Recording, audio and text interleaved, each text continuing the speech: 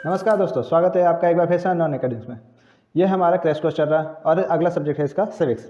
इससे पहले हमने ज्योग्राफी और मैथ के कुछ क्वेश्चन देख लिए हैं, तो चलिए स्टार्ट करते हैं। आज का हमारा पहला प्रश्न है कि सत्ता की साझेदारी क्यों जरूरी है, यानी कि सत्ता की साझेदारी की जरूरत हमें क्यों है।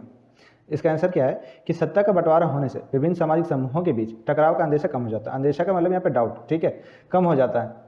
क्योंकि सामाजिक टकराव आगे बढ़कर अक्सर हिंसा और राजनीतिक अस्थिरता का रूप ले लेती है, इसलिए सत्ता में हिस्सा दे देना राजनीतिक व्यवस्था के लिए, अस्थायित्व के लिए अच्छा है। अस्थायित्व मतलब स्थिरता, यानी कि कह रहा है कि सत्ता में बंटवारा हमें इसलिए जरूरत है देने की, क्योंकि अगर कभी नहीं देते हैं तो सामाजिक समूहों के बीच में आपस में टकराव हो सकता है। ये टकराव क्या हो जाएगा बाद में, हिंसा यानी कि वायलेंट हो जाएगा। साथ ही साथ इसके कारण राजनीतिक अस्थिरता फैल जाएगी, इसलिए हिस्सा दे देने से राजनीतिक व्यवस्था स्थिर हो सकती है, जिसके लिए ये अच्छा है। सत्ता की साझेदारी दरअसल लोकतंत्र की आत्मा है। ये वर्ड याद रखिएगा कि सत्ता की साझेदारी लोकतंत्र की आत्मा है। लोकतंत्र का मतलब ही होता है कि लोग इस शासन व्यवस्था के अंतर्गत हैं। कौन सा शासन व्यवस्था? तो ये सत्ता की साझेदारी की जो शासन व्यवस्था है उसके अंदर उनके बीच सत्ता को बांटा जाए। ये लोग ढर्रे से रहे, ढर्रे से मतलब एकजुट रहे। इसलिए वैध सरकार वही है जिसमें अपनी अपनी भागीदारी के माध्यम से सभी समूह शासन व्यवस्था से जुड़े हैं। तो ये है दूसरा पॉइंट। अगला प्रश्न देखते हैं। अगला प्रश्न है कि श्रीलंका में सरकार की नीतियों ने सियाली भाषी बहुसंख्यक का प्रभुत्व बनाए रखने का प्रयास किया। क्या आप इस कथन से सहमत हैं? तो यहाँ पे बता रहा है सियाली भाषी है और ये बहुसंख्यक है जो कि अपना प्रभुत्व यानी कि अपना वो बड़ा कद दिखा रहे हैं, ठीक है। तो इसमें क्या क्या है, ये क्वेश्चन बोल रहा है कि क्या आप इससे सहमत हैं, ये बताना है आपको। तो देखिए इसका आंसर पहला है कि 1956 में एक कानून बनाया गया जिसके तहत तमिल को दरकिनार मतलब अलग करके सियाली को एक राजभाषा घोषित कर दिया गया। यानी कि आपको इतना समझ में आ गया श्रीलंका में सियाली के साथ साथ तमिल भी रह रहे थे।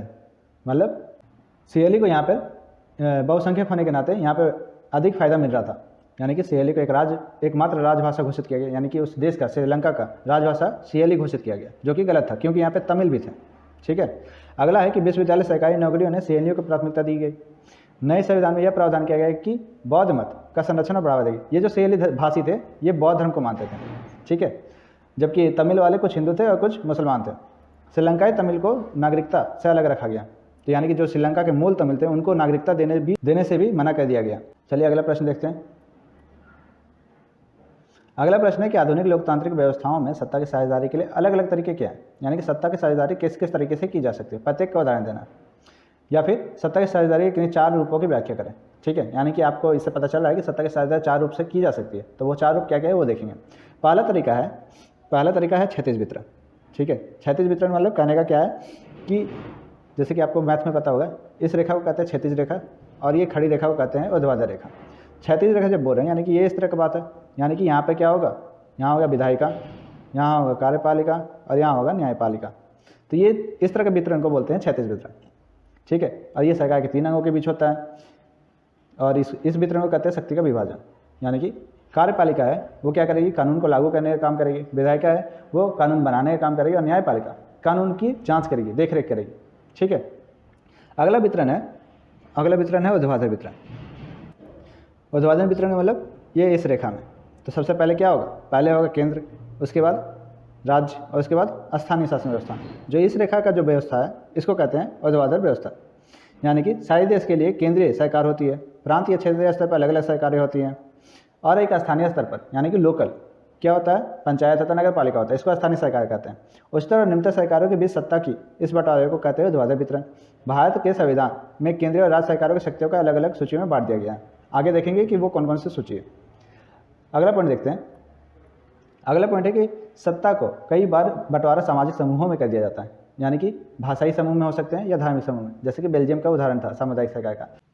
तो सामुदायिक व्यवस्था में क्या था कि सामुदायिक सरकार बेल्जियम की जो थी उसमें एक ही भाषा बोलने वाले लोग चाहे वो कहीं पे भी रहें वो क्या कर सकते हैं, इस सामुदायिक सरकार के बनने में भागीदार बन सकते हैं, और ये इस व्यवस्था का एक अच्छा उदाहरण था। अगला है कि कई बार सत्ता बंटवारा राजनीतिक दलों में या दबाव समूह में कर दिया जाता है। इसका मतलब क्या हो गया, राजनीतिक दल यानी कि जैसे कि बीजेपी का सरकार है अभी, ठीक है, तो बीजेपी अकेले सरकार नहीं बनाई है, उसने कई पार्टियों का मदद लिया है। इस तरह से ये क्या हुआ, राजनीतिक दलों में बंटवारा हुआ है। यानी कि यदि अनेक पार्टियां मिलकर सरकार का निर्माण करती है तो सत्ता का बंटवारा विभिन्न पार्टियों में कर दिया जाता है। कई बार इन पार्टियों में किसी विशेष विभाग के लिए होड़ भी लग जाती है। भारत में भी अब मिलीजुली सरकारों का बोलबाला होने लगा है। डेनमार्क में भी अनेक राजनीतिक दल है जो सत्ता बंटवारा का सरकार चलाते हैं। यानी कि यहाँ पे बोल रहा है गठबंधन की सरकार, मिलीजुली सरकार ही क्या कहता है, सत्ता का बंटवारा कर सकता है। यानी कि अगर जैसे कि पीएम मोदी पीएम है तो अन्य पार्टी के लोग कुछ ना कुछ महत्वपूर्ण पद पे जरूर होंगे। चलिए अब अगला प्रश्न देखते हैं। अगला प्रश्न है कि भारत की संघीय व्यवस्था का वर्णन करना, यानी कि संघीय व्यवस्था में क्या क्या हमारा विशेषता है वो बताना। तो भारत का शासन व्यवस्था क्या है? संघीय है। संविधान में भारत को राज्यों का एक संघ घोषित किया गया है। इसके अंतर्गत शासन व्यवस्था के 2 स्तर हैं, केंद्र सरकार और राज्य सरकार। हाल ही में इस व्यवस्था के अंतर्गत एक नया तीसरा स्तर जोड़ा गया जिसको बोलते हैं पंचायती या नगर पालिका, यानी कि इसको हम क्या बोल सकते हैं? एक स्थानीय व्यवस्था बोल सकते हैं। भारत में संघीय व्यवस्था के अंतर्गत शासन विभिन्न स्तरों पर विधायी अधिकारों का विकेंद्रीकरण किया गया है, यानी कि ये जो पंचायत और नगर पालिका का जो बनाया गया है यहाँ पे केवल विधायी शक्तियों को दिया गया है, ना कि कार्यपालिका और न्यायिक शक्तियों को। ये बात याद रखिए कि जो ये तीसरा बंटवारा हुआ केवल विधायी पक्षों के लेकर हुआ। अच्छा, केंद्र और राज्य सरकार के बीच में जो शक्तियों का विभाजन है उनको 3 सूचियों में रखा गया। पहला सूची है संघ सूची। संघ सूची में राष्ट्रीय महत्व के विषय आते हैं जिन पर कानून बनाने का सिर्फ किसको अधिकार है? केंद्र को। नाम से ये पता चल रहा है कि ये संघ है, संघ यानी कि एक तरह का केंद्र, ठीक है, ये याद रखिए, संघ का मतलब केंद्र होता है। तो इसमें कौन कौन से विषय हैं? तो प्रतिरक्षा यानी डिफेंस, विदेशी मामले यानी एक्सटर्नल अफेयर्स, बैंकिंग आदि, ठीक है। दूसरा विषय है राज्य सूची। नाम से पता चल रहा है राज्य सूची, तो इस पर कौन कानून बनाएगा? राज्य सरकार बनाएगा। इन विषयों पर कानून बनाने का अधिकार सिर्फ और सिर्फ राज्य सरकार को होगा। जैसे कि कुछ विषय हैं, पुलिस है, भूमि है, कृषि है, इन सब पे कौन बनाएगा? राज्य सूची यानी राज्य सरकार। अगला देखते हैं, तीसरा है समवर्ती सूची।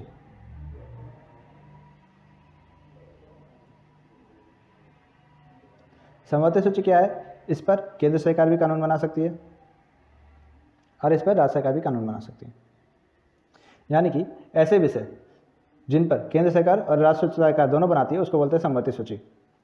यानी कि अगर मान लीजिए कि किसी विषय पर राज्य ने भी बना दिया और किसी विषय पर केंद्र ने भी बना दिया, तब इस स्थिति में किसका भी कानून प्रभावी होगा? तो ऐसे केस में केंद्र सरकार का कानून प्रभावी हो गया। और कुछ डिटेल देख लेते हैं। जैसे कि मान लेते हैं शिक्षा पर राज्य सरकार ने भी कोई स्कीम चला दी है, ठीक है, और केंद्र सरकार ने भी उसी पर कोई स्कीम चला दी है, तो इस स्थिति में क्या होगा कि केंद्र सरकार का जो नीति है वो क्या होगा? लागू होगा, और राज्य सरकार का उस समय क्या होगा? लागू नहीं होगा। लेकिन राज्य सरकार अगर केंद्र सरकार अगर वो स्कीम हटा लेती है तो ऑटोमेटिकली राज्य सरकार का स्कीम क्या होगा? ऑटोमेटिकली लागू हो जाएगा। तो ये समझ में आया? यानी कि केंद्र सरकार अगर कानून बनाती है और राज्य सरकार कानून बनाती है तो केंद्र सरकार का लागू होगा, लेकिन केंद्र सरकार अपना नियम हटा लेती है तो ऑटोमेटिकली राज्य सरकार का फिर से लागू हो जाएगा। इतना समझ में आ गया होगा आप लोगों को। अब कुछ और इसके बारे में जान लेते हैं। जब संविधान बना था तो संविधान बनने के टाइम कुल कितने विषय थे केंद्र सूची में? तो केंद्र सूची में टोटल थे 97। अभी वर्तमान में कितने हैं? अभी टोटल है 100। राज्य सूची में कितने थे उस समय? तो उस समय थे 66, और अभी कितने हैं? 61। उसी तरह से समवर्ती सूची में जब संविधान बना था उस समय केवल 47 विषय थे, यानी 47 विषय थे। अभी वर्तमान में कितने हैं? तो अभी वर्तमान में है 52। समवर्ती सूची के कुछ उदाहरण क्या क्या हो जाएंगे? जैसे कि शिक्षा, वन, वन्यजीव, परिवार नियोजन, ये सब क्या है? समवर्ती सूची के विषय हैं जिस पर केंद्र सरकार और राज्य सरकार दोनों कानून बना सकती है। ये याद रखिएगा, दोनों बना सकती है, लेकिन अगर दोनों बना दिए तब किसका लागू होगा? केंद्र सरकार। ये याद रखिएगा हमेशा। चलिए अब अगला प्रश्न देखते हैं। अगला प्रश्न है कि शासन के संघीय एकात्मक स्वरूप में क्या क्या 3 प्रमुख अंतर है, इसका उदाहरण के साथ समझाना है। तो संघीय एकात्मक स्वरूप में क्या क्या अंतर देखते हैं। संघात्मक सरकार, केंद्र और राज्यों के बीच शक्तियों का विभाजन इसमें होता है, तो इसको बोलते हैं संघात्मक सरकार। जब संपूर्ण सत्ता यानी पूरी सत्ता, पूरी सरकार केंद्र सरकार के पास होती है तो इसको बोलते हैं एकात्मक सरकार।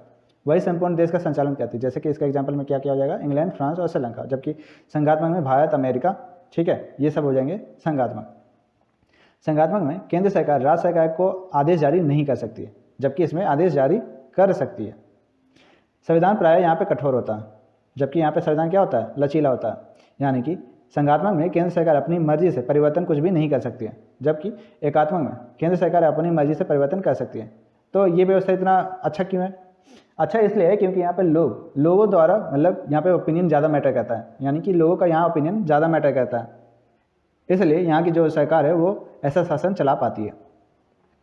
चलिए अगला प्रश्न देखते हैं। अगला प्रश्न है कि 1992 यानी कि 1992 के संविधान संशोधन के पहले और बाद में स्थानीय शासन के महत्वपूर्ण अंतरों को बताना है। यानी कि जब संविधान संशोधन हुआ 73वां, तो उस समय उसके पहले और उसके बाद क्या क्या बदलाव हुए वो बताना। तो 1992 के पहले स्थानीय स्वशासन निकायों के चुनाव नियमित नहीं होते थे, यानी कि यहाँ पे चुनाव रेगुलरली 5 साल में या 3 साल में या 2 साल में किसी भी स्थिति में नहीं होते थे। लेकिन जब संविधान बना, संविधान संशोधन 1992 का हुआ, तो इसके तहत क्या क्या हुआ पहले ये समझ लेते हैं। 1992 का जो संविधान है वो इंपॉर्टेंट है स्थानीय स्वशासन के लिए। 73वां और 74वां ये 2 संशोधन हुआ। 73वें संविधान संशोधन के तहत पंचायत लाया गया, जबकि 74वें संविधान संशोधन के तहत नगर पालिका को लाया गया। ठीक है, और इसमें बदलाव क्या क्या हुआ ये देख रहे हैं अभी। तो यहाँ पे क्या हो गया कि संविधान संशोधन के बाद चुनाव को नियमित रूप से कराना संवैधानिक बाध्यता बन गई, यानी कि अब आप मना नहीं कर सकते। 1992 के संशोधन के पहले निर्वाचित स्वशासी निकायों के सदस्य तथा पदाधिकारियों के पदों में अनुसूचित जातियाँ, अनुसूचित जनजातियाँ और पिछड़े वर्ग की सीटें आरक्षित नहीं थी। लेकिन 1992 में सुधार के बाद इन जातियों के लिए सीटों का आरक्षण कर दिया गया, यानी कि 1992 से पहले इनके लिए एसटी, एससी और ओबीसी के लिए सीट आरक्षित नहीं हुआ करती थी। लेकिन जब सुधार किया गया 1992 का, तो उसके बाद आरक्षण देने लगा। तीसरा है कि पहला यहाँ महिलाओं के लिए सीटें आरक्षित नहीं थी, लेकिन अब उन्हें भी आरक्षण मिलने लगा। और कितना मिल रहा कम से कम 1/3, यानी कि 1/3। 1/3 का मतलब 33%। ये याद रखिए, ये हो सकता है कि आपको पूछ सकता है 33.33% क्या है, यहाँ पर आरक्षण मिल रहा है महिलाओं को। 1/3 ना दे करके 33.33% दे सकता है। पहले यहाँ राज्य के पंचायत और नगर पालिकाओं का चुनाव कराने के लिए कोई संस्था भी नहीं थी, यानी कि लोग अपने से मतलब कर रहे थे। अब यहाँ पे क्या है, एक नया संस्था बना, राज्य चुनाव आयोग, ताकि इन संस्थाओं का चुनाव स्वतंत्र रूप से वो करा सके। तो ये सब सुधार हुए। चलिए अब अगला प्रश्न देखते हैं। अगला प्रश्न है कि विकेंद्रीकरण किसे कहते हैं तथा इसकी आवश्यकता क्यों पड़ी और इसके लाभ बताएं। विकेंद्रीकरण ये हमारे जो 73वें संविधान संशोधन है जिसके तहत विधायी शक्तियों का बंटवारा हुआ, तो यही बंटवारे को कहते हैं विकेंद्रीकरण। ठीक है, विधायी शक्तियों का बंटवारा। पहले क्या था कि सारी शक्तियाँ केंद्र के पास और राज्यों के पास होती थी, तो इन्हीं की शक्तियों को बांट करके दिया गया किसे, स्थानीय सरकार को। स्थानीय सरकार कहने का मतलब क्या है, पंचायत और नगर पालिका। तो इसका अब देखते हैं आवश्यकता क्यों पड़ा और इसका लाभ क्या है। तब जब केंद्र और राज्य सरकार से शक्तियाँ लेकर स्थानीय सरकार को दी जाती है, तो इसे कहते हैं सत्ता का विकेंद्रीकरण। ये तो समझ में आ गया। विकेंद्रीकरण की आवश्यकता क्यों है, इसके अनेक कारण हैं।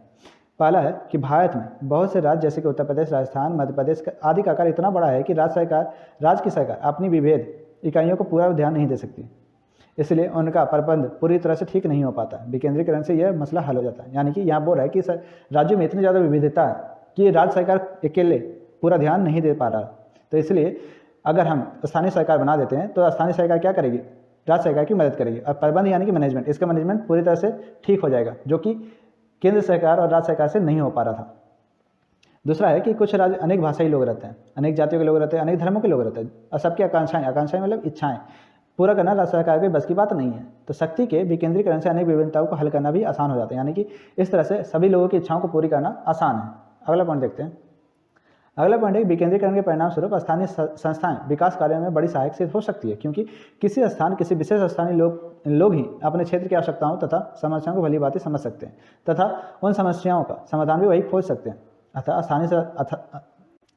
स्थानीय लोगों का जब सहयोग मिल जाता है तो विभिन्न स्थानीय कार्य आसानी से संपन्न हो जाते हैं। स्थानीय लोगों को यह सहयोग स्थानीय संस्थाओं द्वारा ही प्राप्त हो सकता है, यानी कि कुछ ऐसे समस्याएं होती हैं जो केवल स्थानीय लोग देखते हैं और स्थानीय लोग ही सिर्फ सॉल्व कर सकते हैं। तो ऐसी स्थिति में ये विकेंद्रीकरण के कारण ये आसान हो गया। विकेंद्रीकरण के लाभ क्या है? स्थानीय समस्याओं का प्रभावी ढंग से समाधान किया जा सकता है, सुलझाया जा सकता है। लोकतांत्रिक आदर्शों को पूर्ति किया जा सकता है। लोकतंत्र के आदर्श में क्या है? लोगों की भागीदारी। तो ये विकेंद्रीकरण से लोगों की भागीदारी में क्या हुई है? बढ़ोतरी हुई है। अब लोग क्या कर रहे हैं? अब गाँव के स्तर पर भी भागीदार बन रहे हैं लोकतंत्र में। तो ये आदर्श की पूर्ति करने में बहुत बड़ा महत्वपूर्ण भूमिका निभा रहा है। संवैधानिक आवश्यकता की पूर्ति। संवैधानिक आवश्यकता की पूर्ति भी ये क्या करता है? कैसे करता है? आपने प्रस्तावना पढ़ा होगा, उसमें क्या बोला है? हम भारत के लोग। तो यहाँ पे ये जो लोकतंत्र है और ये संवैधानिक आवश्यकता पूर्ति एक दूसरे का क्या है? एक जैसा है, एक दूसरे के पूरक है। यानी कि ये जो बात बोल रहा है वही सेम बात ये भी बोल रहा है। अगला क्या है कि स्थानीय स्तर पर शासन में जनता की भागीदारी। यानी कि कुल मिलाकर देखा जाए तो ये तीनों लाइन एक ही जैसा है। लोगों का लोकतांत्रिक आदर्शों की पूर्ति, संवैधानिक आवश्यकता की पूर्ति और लोगों की भागीदारी। तो ये क्या है? विकेंद्रीकरण के लाभ है। अगला क्वेश्चन देखते हैं। अगला प्रश्न है कि भारत की संघीय शासन व्यवस्था की विशेषताओं का चर्चा करना है। किसका? संघीय शासन व्यवस्था का। और संघवाद की प्रमुख विशेषताओं का उल्लेख करना है। तो पहला क्या है कि भारतीय संघ किसी राज्य को संघ से अलग होने का अधिकार नहीं देती है। ठीक है, इसका मतलब क्या हो गया? इसका मतलब ये हुआ कि कोई भी राज्य खुद से अलग नहीं कर सकता भारत से। यानी कि ऐसा नहीं हो सकता कि झारखंड कहीं और चला जाए और खुद को अलग राष्ट्र घोषित करे। तो ऐसा नहीं हो सकता। क्यों? क्योंकि भारत का संघ ये अधिकार नहीं देता है। भारतीय संघ में राज्य प्रतिनिधित्व समानता का अभाव है। भारतीय संघ में राज प्रतिनिधित्व समानता का अभाव का मतलब क्या है? जैसे कि एक राज्य का वोट एक नहीं गिना जाता है। यहाँ पे क्या है, जनसंख्या के अनुसार उसको प्रतिनिधित्व यानी वोटिंग का राइट दिया गया है। आपको पता होगा कि सभी जगह से लोकसभा और राज्यसभा के सीट अलग अलग है। जैसे कि झारखंड में 14 है लोकसभा का सीट और 6 है राज्यसभा का सीट। उसी तरह से 40 है बिहार में लोकसभा का सीट और 14 है राज्यसभा का सीट। तो ये आप अंतर देख सकते हो। तो ये अंतर किस आधार पर है? तो जनसंख्या के आधार पर है। तो यही बोल रहा है कि यहाँ पे समानता का अभाव है। भारतीय संघ में एकल नागरिकता की व्यवस्था है, ना कि दोहरी नागरिकता की। यानी कि अगर कोई व्यक्ति भारत का नागरिक है तो वो सिर्फ भारत का ही नागरिक बन सकता है। ऐसा नहीं है कि वो अलग से झारखंड का नागरिक बनेगा। ठीक है, जैसे कि अमेरिका में होता है। अमेरिका में क्या है कि एक अमेरिका का नागरिक बनता है और एक उस राज्य का जिस राज्य में वो रह रहा है। तो भारत में ऐसा नहीं है। भारतीय संघ केंद्र राज्यों के बीच किसी संविदा अथवा करार का परिणाम नहीं है। यानी कि कोई एग्रीमेंट नहीं है ये जो केंद्र और राज्यों के बीच जो ये भारतीय संघ है, बल्कि इसका निर्माण विशेष ऐतिहासिक परिप्रेक्ष्य में हुआ। संसद द्वारा राज्य की सीमाओं का परिवर्तन के लिए राज्य की सहमति की आवश्यकता नहीं है। संसद जब चाहे किसी भी राज्य की सीमाओं का परिवर्तन कर सकती है, यानी बाउंड्री को बदल सकती है। यानी कि झारखंड का बाउंड्री कभी बड़ा भी हो सकता है, कभी छोटा भी हो सकता है। ये संसद खुद से कर सकती है। इसके लिए झारखंड के विधानसभा की आवश्यकता नहीं है, सहमति की आवश्यकता नहीं है। अगला क्या है कि शक्तियों का विभाजन केंद्र सरकार के पक्ष में है। इसका मतलब क्या है? आपको पता होगा कि 3 सूची होती है, केंद्र सूची, राज्य सूची और समवर्ती सूची। इनके अलावा एक और सूची होती है जिसको बोलते हैं अवशिष्ट सूची। यानी कि ऐसे विषय इसमें शामिल होते हैं जो किसी भी विषय इन तीनों में नहीं है। तो ये जो अवशिष्ट शक्ति की सूची मिली है वो किसके पक्ष में है? ये केंद्र सरकार को मिला हुआ। ऊपर से अगर मान लेते हैं कभी आपातकाल लग जाता है, इमरजेंसी हो जाती है, तो राज्य सूची पे केंद्र सूची पे तो केंद्र सरकार बना ही रही है, राज्य सूची पे भी अधिकार बन जाएगा कि केंद्र सरकार कानून बनाए। समवर्ती सूची में आप देखें कि केंद्र और राज्य दोनों बनाएंगे तो उस स्थिति में केंद्र का ही प्रभुत्व होगा। यानी कि केंद्र के ही बात को माना जाएगा, कानून को माना जाएगा। तो यानी कि आप ये देखोगे तो ये सभी में किसका माना जा रहा बात? केंद्र का। तो यही बोल रहा है कि शक्ति के विभाजन में केंद्र सरकार का पक्ष में है। चलिए अगला प्रश्न देखते हैं। और हाँ, कुछ पॉइंट ये भी है कि भारतीय संघ में न्यायालयों का एक ही प्रणाली है। एक ही प्रणाली कहने का मतलब है कि पहले तो डिस्ट्रिक्ट कोर्ट है, डिस्ट्रिक्ट कोर्ट के ऊपर स्टेट कोर्ट यानी कि हाई कोर्ट है, और उसके ऊपर सुप्रीम कोर्ट है। यानी कि हमारे देश में एक ही सुप्रीम कोर्ट है, ना कि सभी राज्यों में अलग अलग सुप्रीम कोर्ट है। हाई कोर्ट हमारे पास अलग अलग राज्यों में एक ही है। जिला डिस्ट्रिक्ट कोर्ट ये भी प्रत्येक जिला में एक एक है। यहाँ पे क्या बोल रहा है कि भारतीय संघ में न्यायालयों का एक ही प्रणाली है जो कि इस तरह से चलती है। यानी कि सभी डिस्ट्रिक्ट, सभी हाई कोर्ट और सभी लोग मिलकर के आखिर में कहाँ जाते हैं? एक ही जगह, वह सुप्रीम कोर्ट। ये मैक्सिमम अपील का जगह है जहाँ पे आप अपील कर सकते हो। तो ये कैसा है? एक ही प्रणाली है। भारतीय संघ में लोक सेवाओं का विभाजन नहीं किया जाता। ठीक है, अर्थात लोक सेवक अपने कार्यों में राज्य और केंद्र दोनों स्तर के कानूनों का पालन करते हैं। कोई भी लोक सेवा में है, कोई भी सिविल सर्वेंट है, तो वो क्या करेगा? वो केंद्र और राज्य दोनों का कानून का पालन करना उनके लिए आवश्यक है। उनमें विभाजन नहीं है। ऐसा नहीं है कि वो केंद्र का पालन करेंगे राज्य का नहीं करेंगे, और राज्य का करेंगे तो केंद्र का नहीं करेंगे। उनको दोनों का पालन करना आवश्यक है। चलिए अब अगला प्रश्न देखते हैं। अगला प्रश्न है कि सामाजिक अंतर कब और कैसे सामाजिक विभाजनों का रूप ले लेते हैं। सामाजिक अंतर मतलब लोगों में भेदभाव। किस तरह से सामाजिक विभाजन यानी कि पूरी तरह से पार्टीशन, अलग अलग हो जाना, ये कैसे रूप ले लेता है? तो देखते हैं इसका।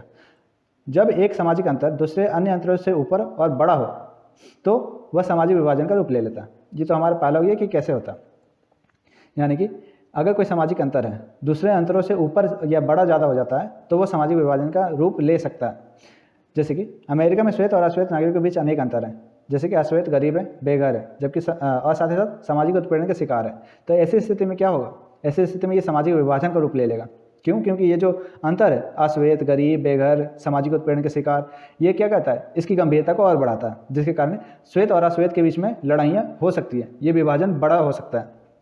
अगला है कि इन सभी अंतरों में नक्सलीय भेदभाव सबसे बड़ा अंतर है। नस्लीय भेदभाव क्या होता है? कोई किसी का रंग काला है, किसी का रंग गोरा है, ये क्या है? नस्ल के आधार पर भेदभाव है। यानी ये जो रंग गोरा या काला है ये जन्म से हमें मिलता है, तो ये नस्ल के आधार पर भेदभाव है। अतः नस्लीय भेदभाव ने अमेरिका के सामाजिक विभाजन का रूप ले लिया। जब एक तरह के सामाजिक अंतर अन्य अंतरों से ज़्यादा महत्वपूर्ण हो जाता है, लोगों का यह महसूस होने लगता है कि वे दूसरे समुदाय के हैं, तो इससे सामाजिक विभाजन की स्थिति पैदा होती है। जैसे कि आपको याद होगा श्रीलंका का केस। श्रीलंका में क्या था? सीएलओ ने क्या किया था?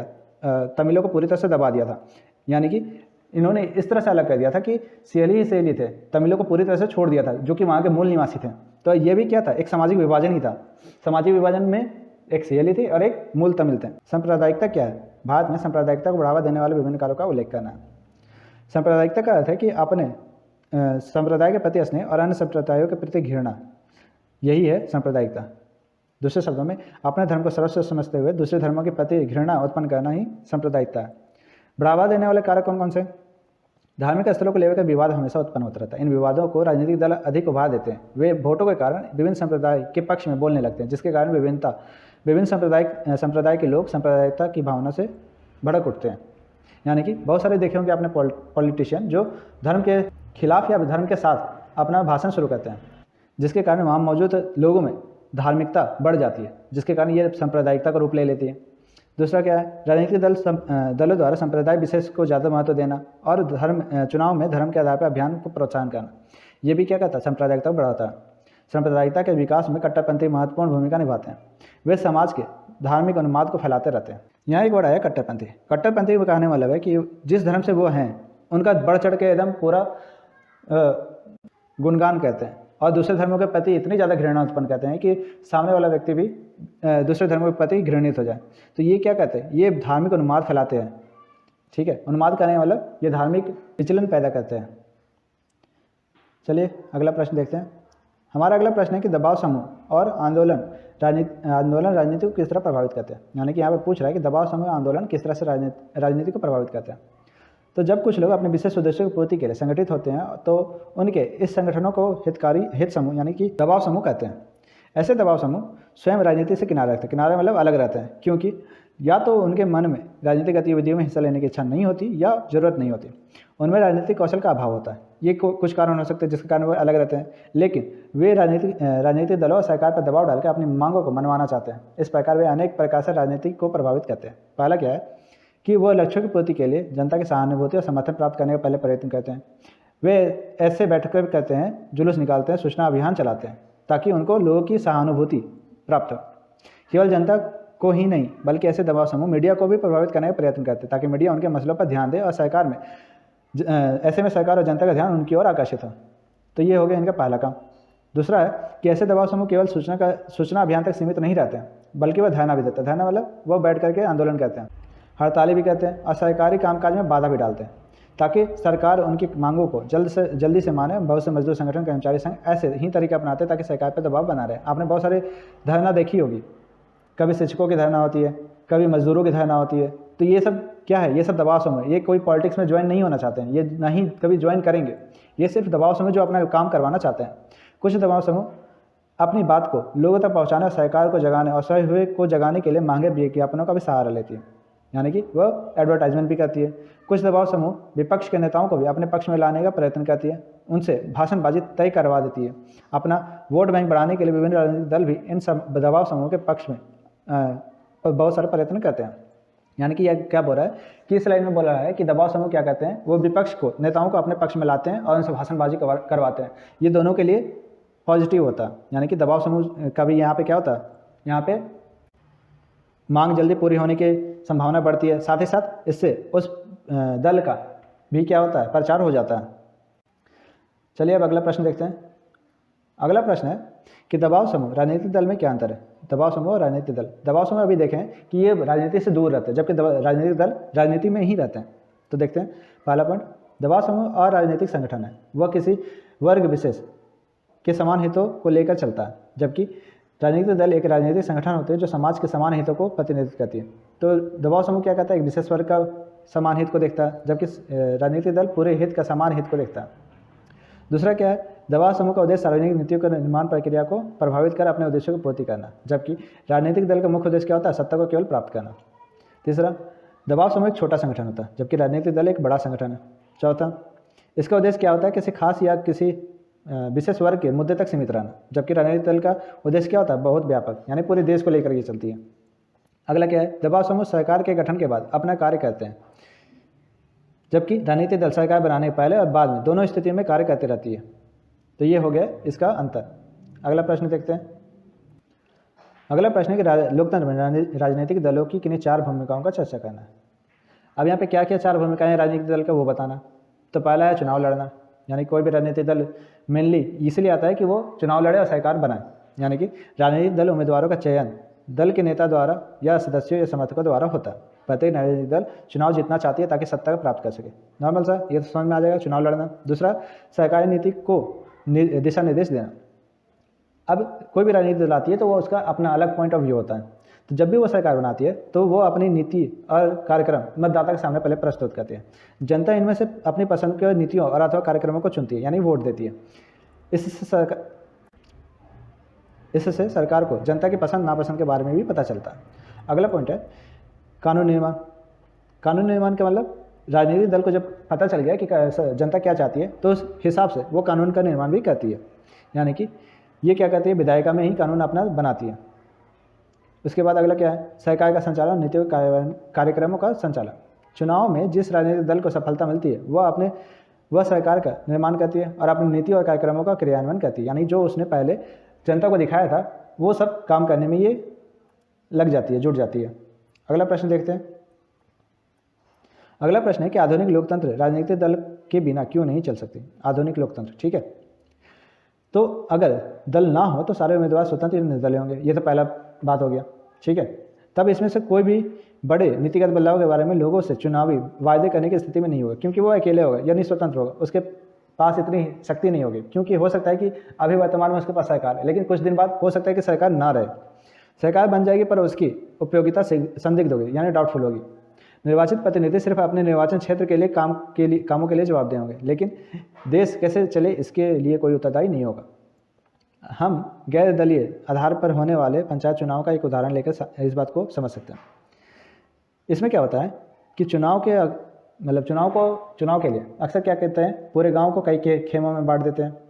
हर खेमा सभी पदों के लिए अपने उम्मीदवार को पैनल बहुत सारे उम्मीदवार को एक साथ उतारता है। राजनीतिक दल भी ठीक यही काम करते हैं। यही कारण है कि दुनिया के लगभग सभी देशों के राजनीतिक दल नजर आते हैं, चाहे वो देश बड़ा हो, चाहे छोटा, नया हो, पुराना, विकसित हो, विकासशील हो। इसके कुछ और पॉइंट देख लेते हैं। अगला पॉइंट है कि राजनीतिक दलों का उदय प्रतिनिधित्व पर आधारित लोक व्यवस्था के उभार के साथ जुड़ा हुआ है। जब समाज बड़े और जटिल हो जाते हैं तब उन्हें विभिन्न मुद्दों पर अलग अलग विचारों से समेटने और सरकार को नज़र में लाने के लिए किसी माध्यम या एजेंसी की जरूरत होती है। विभिन्न जगहों से आए प्रतिनिधियों को साथ करने की जरूरत होती है ताकि एक जिम्मेदार सरकार का गठन हो सके। उन्हें सरकार की समर्थन करने या उस पर अंकुश रखने की नीतियाँ बनवाने, नीतियों का समर्थन अथवा विरोध करने के लिए उपकरणों की जरूरत होती है। प्रत्येक प्रतिनिधि सरकार की ऐसी जो भी जरूरतें होती हैं राजनीतिक दल उनको पूरा करते हैं। इस तरह हम कह सकते हैं कि राजनीतिक दल लोकतंत्र की एक अनिवार्य शर्त है। ये क्वेश्चन आप देख रहे होगे तो ये क्वेश्चन बहुत ही लंबा है ना। तो आपको इसमें क्या करना है कि आपको इसका छोटा सा नोट्स बना लेना है, यानी कि इसमें से जो इंपॉर्टेंट पॉइंट आपको लगे कि वो एग्जाम में हम लिख सकते हैं, ये आसान है। पहला पैराग्राफ तो बहुत आसान है, ये तो हम बोलेंगे कि हमेशा चाहे कुछ भी हो जाए ये पॉइंट पहला वाला लिखिएगा जरूर। इसके बाद ये आप देखना लिख पाओ तो ठीक है, नहीं तो छोड़ देना, ये उतना इंपॉर्टेंट नहीं है। अगला देखते हैं। अगला है कि लोकतंत्र के विपक्ष में भूमिका पर प्रकाश डालें। अब विपक्ष की भूमिका क्या है ये बताना। तो ये क्या कहते हैं, सरकार के निरंकुशता पर रोक लगाते हैं। यानी सरकार कुछ भी काम करती है, अगर वो खराब काम है, यानी कि अगर बहुसंख्यक दल यहाँ पे चुना गया है, जैसे कि मान लेते बीजेपी अभी कुछ भी करना चाहे तो उसको रोकने के लिए कौन है, विपक्ष की भूमिका है, विपक्ष है यानी कांग्रेस है। तो सरकार के निरंकुशता पर रोक लगाने का काम विपक्ष करती है। अगला है कि जनमत की अभिव्यक्ति करना।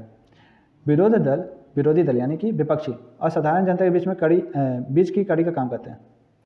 यानी कि विपक्षी दल सरकार और साधारण जनता के बीच की कड़ी का काम करते हैं। विभिन्न विषयों पर जनता की भावनाओं, इच्छाओं, प्रतिक्रियाओं को सत्तारूढ़ दल संसद तक पहुंचाते हैं। विरोधी दल विभिन्न राष्ट्रीय और अंतर्राष्ट्रीय प्रश्नों पर जनमत जागृत करके अपना मत प्रस्तुत करते हैं, जिससे कि जनमत के निर्माण में भी सहायता उनकी मिलती है। यानी कि सत्ता वाले दल को यह बताना कि वो गलत कर रही है या सही कर रही है, या फिर गलत कर रही है तो कितनी गलत कर रही है, या जनता की बातों को क्यों नहीं सुन रही है, ये सारे अभिव्यक्ति कौन करती है, ये करती है विपक्षी दल। ठीक है, अगला पॉइंट देखते हैं। अगला पॉइंट है कि वैकल्पिक सरकार प्रस्तुत करना। मान लेते हैं कि ऐसी स्थिति जिसमें सरकार अचानक से गिर जाती है, त्यागपत्र दे देती है, तो ऐसी स्थिति में एक वैकल्पिक यानी कि ऑप्शनल सरकार होनी चाहिए, उसकी जगह पर तुरंत कोई सरकार को लाया जा सके। तो ऐसे में विपक्षी दल सरकार का गठन कर सकती है। अगला है कि राजनीतिक चेतना उत्पन्न करना। राजनीतिक चेतना उत्पन्न करना मतलब कि लोकतंत्रीय शासन प्रणाली की सफलता के लिए जनता में राजनीतिक चेतना का जागृत होना आवश्यक है। इसके बिना चुनाव द्वारा सरकार में परिवर्तन लाना संभव नहीं है। ठीक है, यानी कि इसमें क्या बताता है कि सरकार क्या क्या गलतियां कर रही है वो सब लोगों तक पहुंचाना ये विपक्षी दल काम करती है। इससे क्या होती है, लोगों में राजनीतिक चेतना भी पहुंचती है। ठीक है, अगला प्रश्न देखते हैं। अगला प्रश्न है कि लोकतंत्र किन परिस्थितियों में सामाजिक विविधता को संभालता है और उनके बीच सामंजस्य बैठाता है। ये प्रश्न बहुत ज़्यादा हार्ड नहीं है, इससे पहले भी मैंने बता दिया। अगर आपने नहीं देखा इससे पहले वाला वीडियो, मॉडल सेट 1 इससे पहले भी एक आया था जो जैक का ऑफिशियल साइट पर आया था, तो वहाँ आप देख लीजिएगा। अगला प्रश्न देखते हैं। अगला प्रश्न है कि लोकतांत्रिक सरकार की प्रमुख विशेषताओं को लिखिए। प्रमुख विशेषताएं बताना। तो पहला क्या है कि लोगों द्वारा चुने गए सदस्य ही देश का शासन के बागडोर संभालते हैं, यानी कि कंट्रोल करते हैं और सारे प्रमुख फैसले स्वयं लेते हैं। स्वयं मतलब कौन? ये जो चुने गए सदस्य हैं। दूसरा है कि लोकतंत्र में चुनाव निष्पक्ष और स्वतंत्र रूप से होता है और चुनाव द्वारा लोग जब चाहे मौजूदा शासक को बदल सकते हैं। तो ये भी एक विशेषता है कि हमको अब बीजेपी पसंद नहीं है तो हम कांग्रेस बैठा देते हैं, कांग्रेस पसंद नहीं बीजेपी ला देते हैं, या फिर इसके अलावा जो भी पार्टी है उनको हम बैठा सकते हैं। लोकतंत्र की तीसरी विशेषता यह है कि इसमें सभी लोगों को सार्वभौम वयस्क मताधिकार के नियमों के अनुसार समान रूप से वोट देने का अधिकार है। सार्वभौम वयस्क मताधिकार का मतलब क्या है कि कोई व्यक्ति जो 18+ है वो वोट दे सकता है। अगला है चुनाव द्वारा चुनी गई सरकार संविधान द्वारा निश्चित बुनियादी कानूनों और नागरिक अधिकारों की सीमा में रहते हुए काम करती है, यानी कि वो संविधान की बुनियादी बातों को बदल नहीं सकती है, वो नागरिक अधिकारों को तोड़ नहीं सकती है, तो इनके बीच में ही इस सरकार को काम करना पड़ता है। ये भी लोकतंत्र की विशेषता है। अगला प्रश्न देखते हैं। अगला प्रश्न है कि सूचना का अधिकार कानून लोकतंत्र का रखवाला है, कैसे? ये बताना। सूचना का अधिकार लोकतंत्र का रखवाला है, कैसे है? ये बताना। तो लोकतंत्र में जनता को यह अधिकार होता है कि वह सरकार के द्वारा चलाए गए विशेष कार्यों को सही जानकारी रखे। ठीक है, तो ये जानकारी कहाँ से मिलेगी? तो ये सरकार स्वयं देगी, लेकिन सरकार पहले क्या करती थी? स्वयं जानकारी देती नहीं थी। ठीक है, इसीलिए 2005 में सूचना का अधिकार का कानून बनाया गया ताकि विकास कार्यों में विलंब, सही तरीके से धन का व्यय नहीं होने, घटिया काम की स्थिति में यह उत्तरदायित्व तो निश्चित किया जा सके कि इसके लिए कौन कौन दोषी है। कार्यों की जिम्मेदारी के निर्धारण के आधार पर ही इनके दोषियों पर उचित कार्रवाई की जा सकती है। सूचना देने में आनाकानी, लापरवाही बरतने की स्थिति में दोषी कर्मचारियों पर दंडात्मक कार्रवाई करने का भी प्रावधान किया गया। यानी कि यहाँ पे कुल मिला के ये बोल रहा है कि सूचना का जो अधिकार है उसमें आप क्या क्या देख सकते हो कि काम कैसा हो रहा है, काम का पैसा कहाँ जा रहा है, कितना मतलब कैसे क्वालिटी का काम हो रहा है, ये सब आप देख सकते हो, सूचना प्राप्त कर सकते हो। अगर कुछ भी गड़बड़ी है तो इसके लिए कौन कौन जिम्मेदार है, उनके खिलाफ यहाँ पे क्या हो सकती है? कार्रवाई हो सकती है। ये कार्रवाई दंडात्मक होगी, यानी कि आपको इसमें जेल भी जाना पड़ सकता है या फिर पेनल्टी देनी हो सकती है, ताकि जनता को उचित जानकारी सही समय पर मिल सके। अतः स्पष्ट है कि सूचना का अधिकार लोकतंत्र का रखवाला। लोकतंत्र का रखवाला मतलब लोगों को जानकारी पहुँचा रहा है। अगला प्रश्न देखते हैं। अगला प्रश्न है कि भारतीय लोकतंत्र में राजनीतिक स्थित सुधारों की आवश्यकता क्यों है। ठीक है, यानी कि यहाँ राजनीतिक सुधार की आवश्यकता क्यों है ये बताना। कानून बनाकर राजनीतिक को सुधारने की बात सोचना बहुत लुभावना लग सकता है, यानी कि लग सकता है कि कानून बनाकर हम सुधार सकते हैं। नई कानून सारी अवांछित चीज़ों को खत्म कर देगा। यह सोचना भले ही सुखद हो सकता है, लेकिन लालच पर लगाम लगाना ही बेहतर है। निश्चित रूप से सुधारों के मामले में कानून की एक महत्वपूर्ण भूमिका है। सावधानी से बनाए गए कानून गलत राजनीतिक आचरणों को हतोत्साहित मतलब कम करेगी, अच्छे कामकाजों को प्रोत्साहित यानी कि उसको बढ़ावा देगी, पर वैधिक संवैधानिक बदलावों को ला देने भर से लोकतंत्र की चुनौतियों का हल नहीं किया जा सकता। ठीक है, यानी कि मात्र ऐसा कर देने से कोई भी लोकतंत्र की चुनौतियाँ सॉल्व नहीं हो जाती हैं। कानूनी बदलाव करते हुए इस बात पर गंभीरता से विचार करना होगा कि राजनीति पर इसका क्या प्रभाव पड़ेगा। कई बार परिणाम एकदम उल्टे निकलते हैं, जैसे कि कई राज्यों ने 2 से ज़्यादा बच्चे वाले लोगों को पंचायत चुनाव लड़ने पर रोक लगा दिया। अब ऐसा करने से क्या हो गया कि ऐसा करने से ये जो रोक लगाया है तो इससे क्या हो गया? लोकतांत्रिक भावना इससे क्या हुई है? प्रभावित हुई है, उसको चोट लगी है। इसके चलते अनेक गरीब लोग, महिलाएं लोकतांत्रिक अवसर से वंचित हुई है, जबकि ऐसा करने के पीछे मंशा यह नहीं थी। ठीक है, ये एकदम उल्टा हो गया। आमतौर पर किसी चीज़ की मनाही करने वाले कानून राजनीति में ज़्यादा सफल नहीं होते। राजनीतिक कार्यकर्ताओं को अच्छे काम करने के लिए बढ़ावा देने या लाभ पहुँचाने वाले कानूनों के सफल होने की संभावना ज़्यादा होती है। यानी कि जो नकारात्मक है उससे क्या होता है? लोकतंत्र कमज़ोर होता है, जबकि प्रोत्साहन देने से क्या होती है? कोई भी कानून के सफल होने की संभावना ज़्यादा होती है, लोकतंत्र मजबूत होता है। लोकतांत्रिक सुधार तो मुख्यतः राजनीतिक दल ही करते हैं, ये तो है ना। क्यों? क्योंकि राजनीतिक दल ही क्या करते हैं? कोई भी कानून बनाते हैं। इसलिए आम नागरिक के राजनीतिक भागीदारी के स्तर और गुणवत्ता में सुधार लाकर लोकतांत्रिक कामकाज को और ज़्यादा मजबूत बनाना ही राजनीतिक सुधारों का लक्ष्य होना चाहिए। अगला है कि राजनीतिक सुधार के किसी भी प्रस्ताव में अच्छे समाधान की चिंता होने के साथ साथ यह भी सोचना चाहिए कि इन्हें कौन और क्यों लागू करेगा, ये भी ध्यान देना चाहिए। ठीक है, अब अगला प्रश्न देखते हैं। अगला प्रश्न है कि भारतीय लोकतंत्र की 2 महत्वपूर्ण चुनौतियों का संक्षेप में उल्लेख करना और उसके सुधार को उपाय बताना। यहाँ पे क्या क्या प्रॉब्लम है, चुनौतियाँ क्या क्या है वो बतानी है। तो पहला है कि राजनीति का अपराधीकरण किया जा रहा है, यानी कि आए दिन ऐसा देखा जा रहा है कि जो भी जनप्रतिनिधि खड़े हो रहे हैं वो मुख्यतः किसी अपराध से जुड़े हुए हैं। ठीक है, किसी ना किसी प्रकार का उन पर केस चल रहा होता है। उग्रवाद, आज भारत के अधिकांश राज्य उग्रवाद की चपेट में है, ठीक है, यानी कि बहुत सारे राज्य क्या हैं, भारत के जो है उग्रवाद में फंसे हुए हैं। आज किसी भी रूप में देश के अंतर्गत कहीं ना कहीं उग्रवादी घटनाएं घटती रहती हैं, जिससे भारतीय लोकतंत्र का सफल संचालन में व्यवधान उत्पन्न हो रहा है। तो इसका उपाय क्या क्या है? तो पहले ये है कि राजनीतिक पार्टियों को किसी भी परिस्थिति में अपराधी प्रवृत्ति के लोगों को टिकट देना ही नहीं चाहिए, यानी कि जिन पे केस है, जिन पे मुकदमे चल रहे हैं, उनको खड़ा नहीं होने देना चाहिए। दूसरा है कि सरकार को भी ऐसा कानून बनाना चाहिए कि किसी भी परिस्थिति में अपराधी लोग संसद अथवा विधानसभा या पंचायत समिति के सदस्य नहीं बन सके। ऐसा भी कोई कानून बनाना चाहिए जिन पर केस चल रहा है उनको इनमें से कहीं पे भी जगह ना मिले। जनता को भी ऐसी प्रवृत्ति वाले लोगों को चुनाव में धूल चटानी चाहिए, यानी कि वोट ही नहीं देना चाहिए। जो भी ऐसे मानसिकता वाले हैं, जिन पर केस चल रहा है, जो हीन भावना रखते हैं दूसरों के प्रति, उनको वोट ही नहीं देना चाहिए। ये किसका काम है? वोट देना। जनता का काम है। तो जनता को वोट ना दे करके उनको जो राशि जमा किया गया वो भी जब्त हो जाए, ऐसा करना चाहिए। उग्रवाद पर नियंत्रण के लिए सरकार के पास कुछ दृढ़ इच्छा शक्ति होनी चाहिए। ये भी जरूरी है कि उग्रवाद को कैसे कंट्रोल कर सके। आवश्यकता पड़ने पर अति उग्रवाद क्षेत्र को सेना के हवाले कर देना चाहिए, यानी कि कहीं पे अगर मतलब अति उग्रवाद हो गया, यानी कि कहीं पर भी बॉम्ब ब्लास्ट हो जा रहा है, कहीं पर भी किसी को मार दिया जा रहा है, तो ऐसी स्थिति में सेना के हवाले कर देना चाहिए। उग्रवादियों को देश की मुख्य धारा में लाने के लिए सरकार की स्पष्ट और उदार नीति एक होनी चाहिए कि उग्रवादी अपनी उग्रवादिता को छोड़ करके सरकार के साथ मुख्य धारा में जुड़ जाए। अगला है कि नेता, अधिकारी, उग्रवादियों के बीच एक गठजोड़ नहीं होना चाहिए। ये ध्यान देने वाला बात है कि नेता हो, अधिकारी हो, चाहे उग्रवादी हो, इन तीनों में किसी भी प्रकार से गठजोड़ नहीं होना चाहिए। गठजोड़ मतलब एक दूसरे से ये मिले जुले नहीं होने चाहिए, नहीं तो ऐसी स्थिति में उग्रवादियों को प्रोत्साहन लगातार मिलता जाएगा और इनके कारण नेताओं द्वारा बहुत सारे बूथों को लूटा जाएगा, वहाँ पर फर्जी वोट दिया जाएगा, ठीक है, अधिकारियों द्वारा भ्रष्टाचार फैलाया जाएगा। तो ऐसा नहीं होना चाहिए। तो ये हो गया आज का हमारा अंतिम प्रश्न। अब मिलते हैं अगले क्लास में, लेकिन उससे पहले आपको कुछ टिप्स देख लेने चाहिए ये वाले। तो इसका स्क्रीनशॉट ले लीजिए, इसको पढ़िए और इसको ध्यान में लाइए। मिलते हैं अगले क्लास में, तब तक के लिए गुड बाय, टेक केयर।